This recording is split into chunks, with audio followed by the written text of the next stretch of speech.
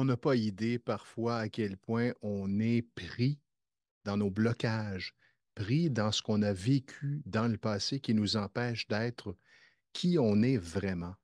Cette semaine, j'ai un client qui, depuis 40 ans, se retenait, ressentait une tristesse et il s'était déconnecté de cette émotion. Et comme il avait de la difficulté à s'exprimer avec une certaine énergie, une certaine couleur, éventuellement, je lui ai dit, qu'est-ce qui t'empêche d'être dynamique?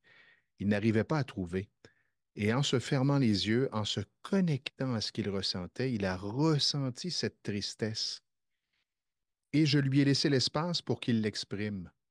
Je l'ai guidé avec quelques exercices et en une vingtaine de minutes, il a été complètement libéré. La semaine suivante, qu'est-ce que ça a changé pour lui? Il m'a dit cette semaine, Stéphane, pour la première fois de ma vie, je m'exprimais sans retenue. J'avais quelque chose à dire, je le disais. Je rencontrais quelqu'un sur la rue, je le saluais. J'avais un besoin, je l'exprimais. Voyez à quel point ça peut être magique.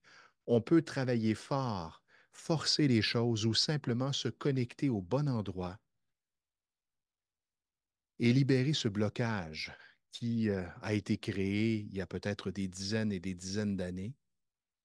Et ce blocage nous empêchait simplement d'être qui on est et d'exprimer ce qu'on a à exprimer.